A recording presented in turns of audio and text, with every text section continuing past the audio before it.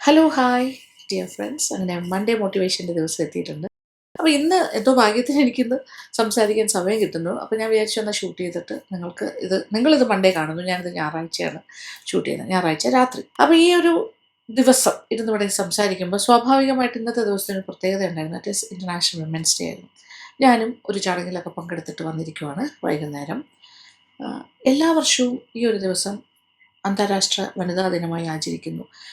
അങ്ങനെ സെലിബ്രേറ്റ് ചെയ്യാനായിട്ട് എന്താണ് ഉള്ളതെന്നാണ് ഞാൻ ആലോചിക്കുന്നത്. ചിലപ്പോഴെങ്കിലും എൻ്റെ മനസ്സിൽ തോന്നും, എന്തിനാണ്? കാര്യം എല്ലാ സ്ത്രീകൾക്കും അതുപോലെയുള്ള ഒരു ഉന്നതിയോ അല്ലെങ്കിൽ ഉന്നമനമോ അതല്ലെങ്കിൽ ഒരു ഒരു സമത്വമോ നീതിയോ ഒന്നും കിട്ടുന്ന ഒരു രാജ്യത്തല്ല നമ്മൾ. ഈ രാജ്യം എന്നുള്ളതല്ല, ലോകത്ത് എവിടെ നോക്കിയാലും ഇൻ്റർനാഷണലി നോക്കിയാൽ പോലും എല്ലാ സ്ഥലത്തും സ്ത്രീകൾക്ക് ഒരുപാട് ഡിസ്പാരിറ്റീസും ഒരുപാട് ബുദ്ധിമുട്ടുകളും സങ്കടങ്ങളും കഷ്ടപ്പാടുകളും ഒക്കെ അനുഭവിച്ചുകൊണ്ടിരിക്കുന്ന ഒരു വിഭാഗമല്ല മെജോറിറ്റി ഓഫ് വിമൻ എന്ന് തന്നെ പറയാം. അപ്പോൾ കുറച്ച് ആൾക്കാരാണ് ദ പ്രിവിലേജ്ഡ്, എല്ലാ സുഖങ്ങളും സന്തോഷങ്ങളും അല്ലെങ്കിൽ ഇക്വാലിറ്റിയൊക്കെ കിട്ടുന്നത്, അല്ലെങ്കിൽ ശബ്ദമുയർത്താൻ പറ്റുന്ന ആൾക്കാർ വളരെ കുറവാണ്, അത്തരം ആൾക്കാർ. പക്ഷേ ഇത് ആർക്ക് വേണ്ടിയിട്ടാണ് സെലിബ്രേറ്റ് ചെയ്തത്? ഇൻ്റർനാഷണൽ വിമൻസ് ഡേ എല്ലാ വർഷവും ഇതിങ്ങനെ ആവർത്തിച്ചുകൊണ്ടേയിരിക്കുന്നു. എനിക്ക് സിമ്പിളായിട്ട് തോന്നിയിട്ടുള്ളൊരു കാര്യമാണ്, ജനിക്കുമ്പോൾ നമ്മളെല്ലാവരും ഒരുപോലെയാണ് ജനിക്കുന്നത്. പിന്നെ ഈ ജെൻഡർ ഡിഫറൻസ് വരുന്ന എപ്പോഴാണ്? ആണ് പെണ്ണ് അങ്ങനെ വരുമ്പോൾ ഒരു ജെൻഡർ ഡിഫറൻസ് വരുന്നു. അതിനപ്പുറത്തേക്ക് അച്ഛനമ്മമാർക്ക് മക്കളുണ്ടാകുമ്പോൾ ആണായാലും എന്താ പെണ്ണായാലും എന്താ അല്ലേ, ഒരുപോലെയല്ലേ? അപ്പോൾ ജനിക്കുന്നത് ഒരു ഇക്വാളിറ്റിയിലാണ് നമ്മൾ ജനിക്കുന്നതെങ്കിലും പിന്നീട് അങ്ങോട്ടുള്ള ദിവസങ്ങൾ കഴിയും തോറും എന്താ സംഭവിക്കുക? വേർതിരിവുകൾ വരുന്നു. ചില വീടുകളിൽ പെൺകുട്ടികൾക്ക് ഒരുപാട് ഡിസ്ക്രിമിനേഷൻ, ആൺകുട്ടികൾക്ക് കുറേ സ്നേഹപരിലാളനങ്ങൾ കൂടുതൽ കിട്ടുന്നു, പ്രിഫറൻസസ് കിട്ടുന്നു, ആൺ പെൺ വ്യത്യാസം വരുന്നു. എല്ലാ വീടുകളിലെയും കാര്യമല്ല പറയുന്നത്, കുറേ വീടുകളിൽ വ്യത്യാസങ്ങൾ പല സ്ഥലത്തും പല രീതിയിലാണ്. അത് എല്ലാ ലെവലിലും വീട്ടിൽ നിന്ന് തുടങ്ങി അടുത്ത സ്റ്റേജിലേക്ക് പോകുമ്പോൾ, ഇപ്പോൾ ജോലി സ്ഥലത്താണെങ്കിലും കുടുംബജീവിതത്തിലാണെങ്കിലും മുന്നോട്ടുള്ള എല്ലാ കാര്യങ്ങളിലും, പിന്നെ മക്കളുണ്ടാവും, മക്കൾക്ക് അമ്മയോടുള്ള കാര്യത്തിലും അച്ഛനമ്മമാരുടെ അടുത്തുള്ള സ്നേഹത്തിൻ്റെ കാര്യത്തിൽ എല്ലാത്തിലും സ്ത്രീകൾക്ക് വ്യത്യസ്തമായൊരു റോളാണ് കിട്ടിക്കൊണ്ടിരിക്കുന്നത്.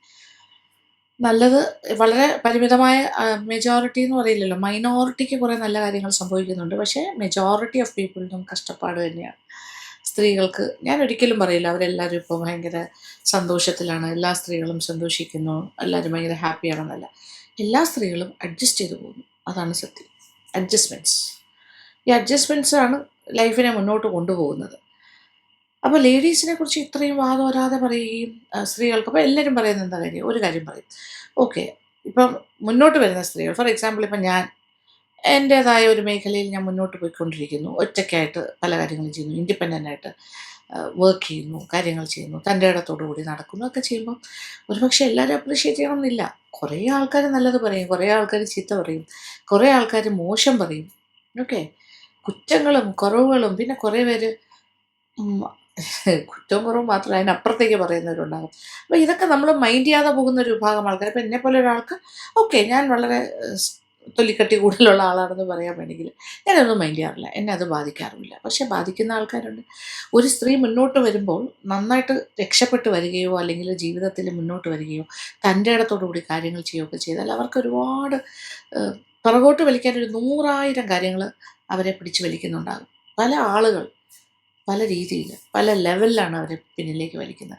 ഒരിക്കലും രക്ഷപ്പെടാൻ സമ്മതിക്കില്ല. അവരെക്കുറിച്ച് വളരെ മോശമായിട്ട് പറയും. ഇത് സ്ത്രീകളെക്കുറിച്ച് ഏറ്റവും എളുപ്പത്തിന് പറഞ്ഞ് ചെയ്യാൻ പറ്റുന്ന കാര്യം ഡിഫെയിം ചെയ്യുകയാണ്. പ്രത്യേകിച്ച് അവരുടെ മൊറാലിറ്റിയുടെ കാര്യം സംസാരിക്കും, അവർ മോശക്കാരിയാണെന്ന് പറയുക, അവരുടെ മോറൽ സൈഡ് വീക്കാണെന്ന് പറയുക, അങ്ങനത്തെ കാര്യങ്ങളൊക്കെ പറയുന്നതാണ് ഏറ്റവും എളുപ്പം. ഏറ്റവും എളുപ്പം കൂടുതൽ ആളുകളിലേക്ക് റീച്ച് ആവുന്നത്, ആളുകളിലേക്ക് മോശപ്പെടുത്തി പറഞ്ഞാൽ അവർക്ക് ഭയങ്കരമായിട്ട് അവരെ ഹേർട്ട് ചെയ്യാൻ പറ്റുന്നത് ആ മേഖലയിലാണ്. അപ്പോൾ അങ്ങനെയും പറയും, മനസ്സിലായില്ല? അപ്പോൾ വീട്ടുകാരുടെ ഇടയിലേക്ക് പോലും അങ്ങനെ കാര്യങ്ങളൊക്കെ ഇട്ടാൽ വീട്ടിലുള്ളവർ പോലും സപ്പോർട്ട് ചെയ്യാതെ അവരെ സംശയിക്കുന്ന അവസ്ഥയിലേക്കൊക്കെ പോകുന്നുണ്ട്. അപ്പോൾ സ്ത്രീകളെ ഒരു വിധത്തിലും മുന്നോട്ട് വരാൻ സമ്മതിക്കാത്ത ഒരു വിഭാഗം ആൾക്കാർ ഈ രാജ്യത്തുണ്ട്. അത് തെറ്റില്ലാത്ത കാര്യമാണ്, അത് സത്യമാണ്.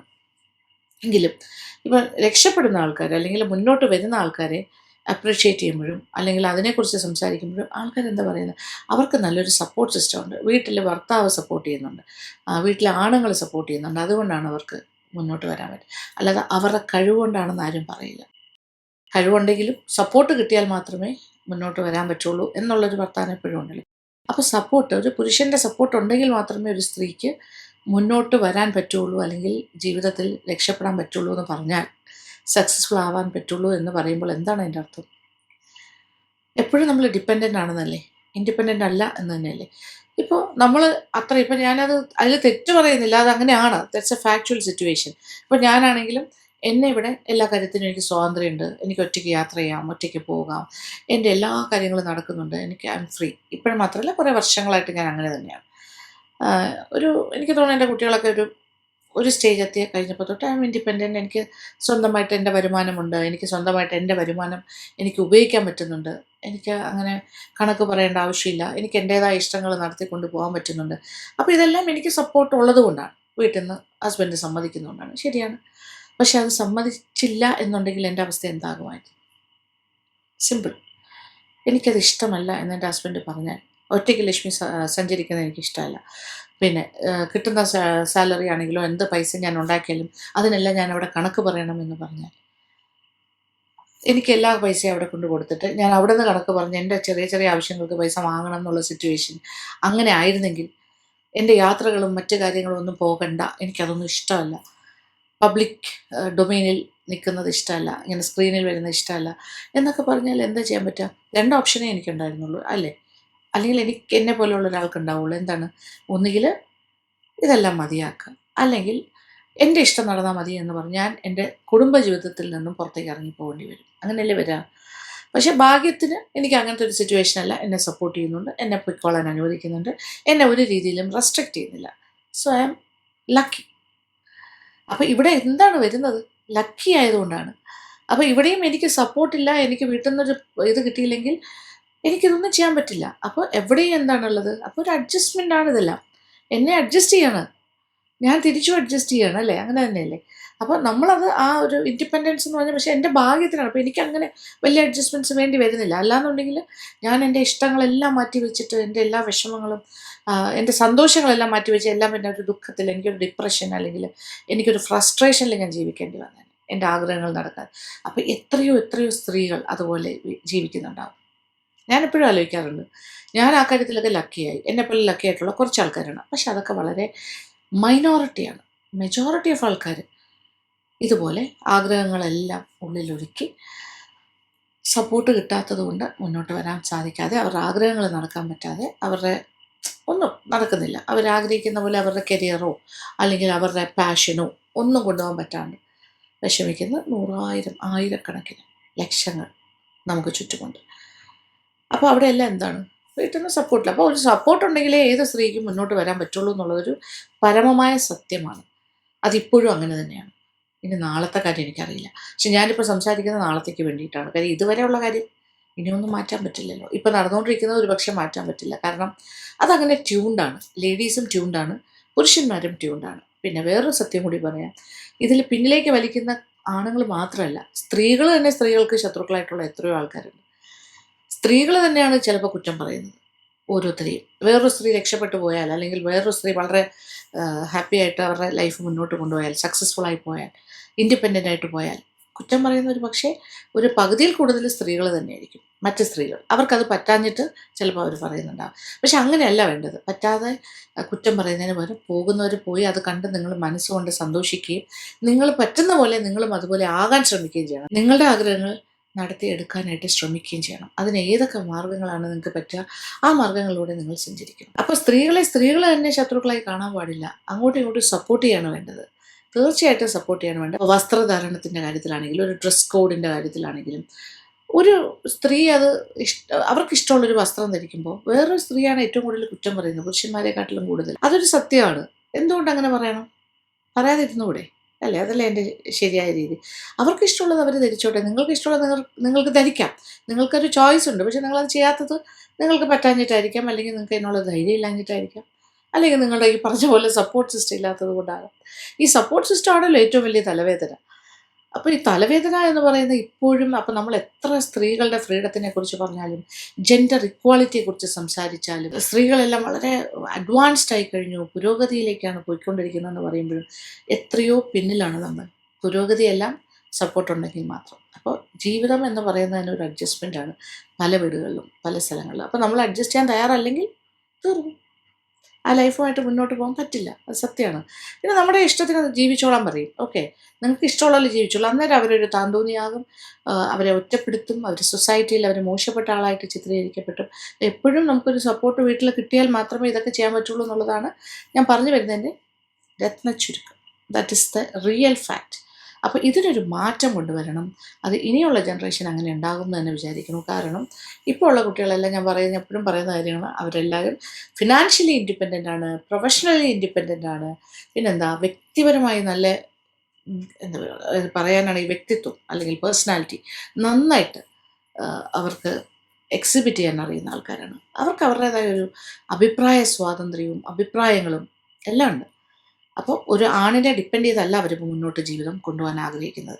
അവർക്ക് ഇൻഡിപെൻഡൻ്റ് ആയിട്ട് മറ്റൊരാളുടെ സഹായം ഇല്ലാണ്ട് മുന്നോട്ട് പോകണം എന്നാണ് അവർ ആഗ്രഹിക്കുന്നത്. അല്ലാണ്ട് ഈ സ്വാതന്ത്ര്യം എല്ലാം വേറൊരാളുടെ ഫ്രണ്ടിൽ കൊണ്ട് അടിയറവ് വെച്ചിട്ട് എല്ലാ ഫ്രീഡവും കൊണ്ട് അവിടെ കൊടുത്തിട്ട് ഒരു പെർമിഷൻ വാങ്ങിക്കാനായിട്ട് അവിടെ ചെന്ന് കൈകൂപ്പി നിൽക്കേണ്ട ഒരു അവസ്ഥ ആലോചിച്ച് നോക്കൂ. നമ്മളെല്ലാവരും ഒരുപോലെയല്ലേ ജനിക്കുന്നത്. ജെൻഡർ ഇക്വാളിറ്റി എന്ന് പറയുന്നു.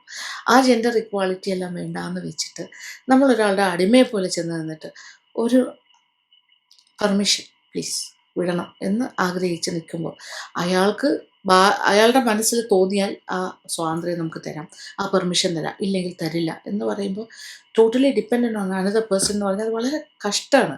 അപ്പോൾ അത് ആഗ്രഹിക്കുന്നില്ല ഇപ്പോഴത്തെ ജനറേഷൻ. അതിന് അവരെ നമുക്ക് കുറ്റം പറയാൻ പറ്റില്ല. കാര്യം അവർ കണ്ടുകൊണ്ടിരിക്കുന്ന അവരുടെ അമ്മമാരും അല്ലെങ്കിൽ അവരുടെ വീടുകളിൽ അവരുടെ ബാക്കി ബന്ധുക്കളൊക്കെ സ്ത്രീജനങ്ങൾ അനുഭവിക്കുന്ന ഈ ഒരു ഡിസ്ക്രിമിനേഷൻ ഫാക്ടർ തന്നെയാണ് ആ ഒരു അവസ്ഥ. ആ അവസ്ഥയിലേക്ക് പോകാൻ ആഗ്രഹിക്കാത്തത് കൊണ്ടായിരിക്കാം അവരങ്ങനെ തീരുമാനങ്ങൾ എടുക്കുന്നത്. വിവാഹം പോലും വേണ്ട എന്ന് തീരുമാനിക്കുന്നത്. അതിൽ തെറ്റൊന്നും പറയാൻ പറ്റില്ല, സത്യമാണ്. അപ്പോൾ ഒരു കംഫർട്ട് ലെവലിൽ ഇരുന്ന് ഞാനിപ്പോൾ സംസാരിക്കുന്നു. എനിക്ക് ആ കംഫർട്ട് ലെവൽ കിട്ടിയത് കൊണ്ട്. എനിക്ക് ഇവിടെ കിട്ടിയില്ലായിരുന്നെങ്കിൽ എൻ്റെ അവസ്ഥയും വളരെ മോശമാകുമായിരുന്നു.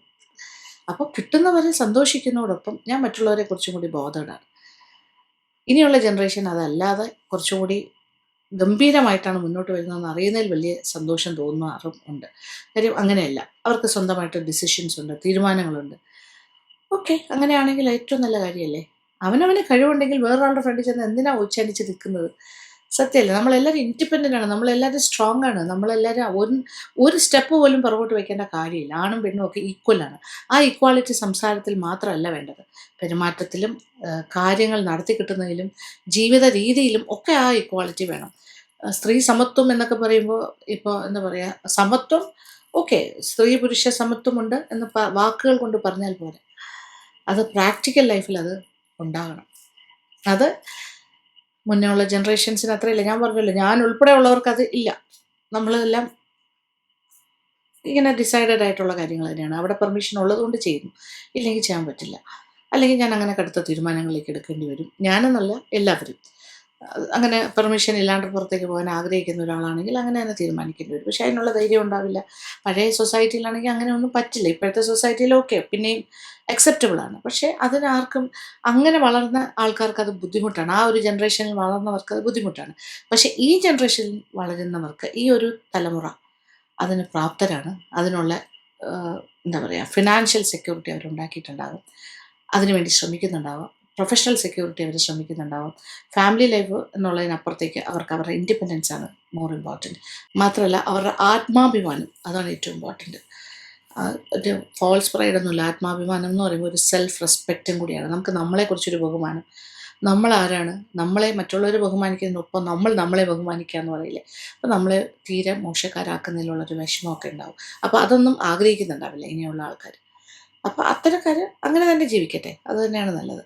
അപ്പോൾ ഇനിയുള്ള ജനറേഷൻ വളരെ കെയർഫുള്ളായിരിക്കും. അപ്പോൾ ഈ ഒരു വനിതാ ദിനവുമായി ബന്ധപ്പെട്ട് ഞാൻ സംസാരിക്കുമ്പോൾ ആ ഒരു ചേഞ്ച് ഓഫ് സിനാറിയോ, ഇപ്പോഴത്തെ ജനറേഷൻ, അത് പഴയ ജനറേഷനും ഇപ്പോഴത്തെ അപ്കമിങ് ജനറേഷനും തമ്മിലുള്ള ആ ഒരു വളരെ വലിയൊരു ഡിഫറൻസ് വന്നതിൻ്റെ ആ ഒരു പാറ്റേൺ, ആ ഒരു ഗ്രാഫ് മാറുന്നതിൻ്റെ ആ ഒരു നല്ല ലക്ഷണങ്ങളൊക്കെ കാണിക്കുന്നത് കാണുമ്പോൾ കുറേ പേർക്ക് അത് തോന്നും അത് നല്ലതല്ല, ഒരു നെഗറ്റീവായിട്ട് തോന്നും. ഇപ്പോഴാണെങ്കിലും ഒരു ഹസ്ബൻഡ്, വൈഫ്, ഒരു കുടുംബം, കല്യാണം കഴിക്കണം, കുട്ടികളുണ്ടാവണം, സെറ്റിൽ ഡൗൺ ചെയ്യണം എന്ന് പറയുന്ന ഒരു ഭാഗം ആൾക്കാരുണ്ടാവും. പക്ഷേ മെജോറിറ്റിയും ഇപ്പോൾ അങ്ങനെ ആഗ്രഹിക്കുന്നില്ല. കുട്ടികൾ അതാണ് കല്യാണം കഴിച്ചവർ പോലും കുട്ടികൾ പോലും വേണ്ടാന്ന് തീരുമാനിച്ച് ജീവിക്കുന്ന എത്രയോ ദമ്പതികളുണ്ട്. നന്നായിട്ട് കുഞ്ഞുങ്ങളെ വളർത്താനുള്ള കപ്പാസിറ്റിയും മാനസികമായും ശാരീരികമായുള്ള തയ്യാറെടുപ്പില്ലാണ്ട് കുഞ്ഞുങ്ങളെപ്പോലും ജനിപ്പിക്കുന്നതിൽ അർത്ഥമില്ല എന്ന് വിശ്വസിക്കുന്ന ഒരാളാണ് ഞാൻ. ഇപ്പോൾ ഉള്ള കുറേ ആൾക്കാർ അങ്ങനെ തന്നെയാണ്. കുഞ്ഞുങ്ങളുണ്ടായിക്കോട്ടെ, പക്ഷെ അവരെ നന്നായി നോക്കണം. അല്ലാണ്ട് വെറുതെ ഉണ്ടാക്കിയിട്ട് കാര്യമില്ലല്ലോ. അപ്പോൾ ആ ഒരു ആറ്റിറ്റ്യൂഡ്, ലൈക്ക് സ്വന്തം കാര്യം നോക്കുക. വിവാഹം, കുട്ടികൾ, അതൊക്കെ പ്രയോറിറ്റീസൊക്കെ സെക്കൻഡറി ആയിട്ട് മാറുകയും അത്രയും കോൺഫിഡൻസ് ഉണ്ടെങ്കിൽ മാത്രം നമ്മൾ ഈക്വലായിട്ട് ട്രീറ്റ് ചെയ്യുന്നൊരു ബന്ധത്തിലേക്ക് മാത്രം ഇറങ്ങിത്തിരിക്കുകയും ചെയ്യുന്നതാണ് എപ്പോഴും നല്ലത്. അപ്പോൾ പഴയ ആൾക്കാരുടെ കാര്യത്തിൽ എനിക്ക് ഇനി കൂടുതലൊന്നും പറയാനില്ല. കാര്യം അതങ്ങനെയാണ്. അങ്ങനെ ശീലിച്ചവരാണ്. പെർമിഷൻ ഉണ്ടെങ്കിലേ എല്ലാം ചെയ്യാൻ പറ്റുള്ളൂ, സപ്പോർട്ട് ഉണ്ടെങ്കിലേ എല്ലാം ചെയ്യാൻ പറ്റുള്ളൂ. വീട്ടിലെ പുരുഷന്മാരുടെ സപ്പോർട്ട് മസ്റ്റാണ്. That is the way of life. അപ്പോൾ ഈ ഒരു വനിതാ ദിനവുമായി ബന്ധപ്പെട്ട് സംസാരിക്കുമ്പോൾ വനിതകൾക്ക് എന്തിനാണ് ഒരു ദിനം എന്ന് ചോദിച്ചാൽ ഇതൊക്കെ പറയാനുള്ളൊരു ദിവസം. വനിതകൾ മുന്നോട്ട് വരുന്നു, എംപവർമെൻറ്റ്, കുറേ വാക്കുകളുണ്ട്. ആ വാക്കുകളിലൂടെ നമ്മൾ സഞ്ചരിക്കുന്നു. പക്ഷേ കാലാകാലങ്ങളായി ഇങ്ങനെ വാക്കുകളിലൂടെ പറഞ്ഞാണെങ്കിലും ഫൈനലി ഇപ്പോഴത്തെ ജനറേഷൻ തൊട്ട് അവർ അതിനൊക്കെ എക്വിപ്ഡ് ആകുന്നുണ്ട്, എംപവേർഡ് ആകുന്നുണ്ട്, സ്വന്തം കാര്യം നോക്കാൻ പ്രാപ്തരാകുന്നുണ്ട്. വേറൊരാളുടെയും മുന്നിൽ ചെന്ന് വിവാഹം എന്നുള്ളൊരു കുരുക്കിലൊന്നും ചെന്ന് ചാടാനായിട്ട്, അല്ലെങ്കിൽ അവിടെ ചെന്ന് തലനീട്ടി കൊടുത്തിട്ട് അടിമയായി ജീവിക്കാനായിട്ട് തയ്യാറാകുന്നില്ല. അങ്ങനെയുള്ള കുറേ പ്രോഗ്രസീവ് തോട്ട്സ് വന്നിട്ടുണ്ട്. അപ്പോൾ ഇതൊക്കെ നല്ല പോസിറ്റീവായിട്ടുള്ള കാര്യങ്ങളാണ് എനിക്ക് തോന്നുന്നത്. അപ്പോൾ നിങ്ങൾക്ക് വ്യത്യസ്തമായ അഭിപ്രായങ്ങളുണ്ടാവാം. നല്ലതായിട്ട് കിട്ടിയാൽ ഓക്കെ, നല്ലതല്ലെങ്കിൽ സ്വന്തമായ സ്വാതന്ത്ര്യം കളയുന്നില്ല യാതൊരു അർത്ഥവുമില്ല. Life celebrate ചെയ്യാനുള്ളതാണ്. ഒരു ജീവിതമേ ഉള്ളൂ. ആ ജീവിതം മാക്സിമം എങ്ങനെയൊക്കെ നമുക്ക് ആഗ്രഹിക്കുന്നു അങ്ങനെ ജീവിച്ച് തീർക്കാനായിട്ട് ശ്രമിക്കുക. അല്ലെങ്കിൽ പിന്നെ നമുക്ക് റിഗ്രറ്റ് ചെയ്യാനും ഒന്നുമില്ല. നമ്മൾ ഇനി അടുത്തത് ഒരു ജന്മം ഉണ്ടോ എന്ന് പോലും അറിയില്ലല്ലോ. നമ്മളിനി അടുത്ത ജന്മത്തിൽ എന്താ, ഇൻ കേസ് അടുത്തൊരു ജന്മം ഉണ്ടെന്ന് വിശ്വസിച്ച് പോയാലും മനുഷ്യജന്മം തന്നെ ആകണം എന്നില്ലല്ലോ. ഏത് ജന്മമാണ്, ഏത് മൃഗമായിട്ടാണോ ജനിക്കുക എന്താണെന്ന് അറിയില്ലല്ലോ. നമ്മുടെ ഇപ്പോഴത്തെ ലൈഫ് പോലെ ആയിരിക്കണം എന്നില്ല. സോ അറിയാത്ത കാര്യങ്ങളെക്കുറിച്ച് നമുക്കൊന്നും പറയാൻ പറ്റില്ല. ഇപ്പം അറിയുന്ന കാര്യം നമ്മുടെ ഇപ്പോഴത്തേക്ക് ഒരു ജന്മം തന്നെയാണ്. ഈ ജന്മം എങ്ങനെ ഏറ്റവും നന്നായിട്ട് ജീവിക്കാം എന്നുള്ളതാണ് നമ്മൾ ആലോചിക്കേണ്ടത്. അത് ഒരു പിന്നെ പരസ്പരം സപ്പോർട്ട് ചെയ്യുന്നത്, അങ്ങോട്ടും ഇങ്ങോട്ടും കാലി വലിച്ച് ചീത്ത പറയാണ്ട്, സ്ത്രീകളെ തന്നെ കുറ്റം പറയാതെ താഴെ വലിച്ചിടാണ്ട്, പ്ലീസ് സപ്പോർട്ട് ഈച്ച് അതർ എന്നേ എനിക്ക് പറയാൻ പറ്റുള്ളൂ ഈ ഒരു അവസരത്തിൽ.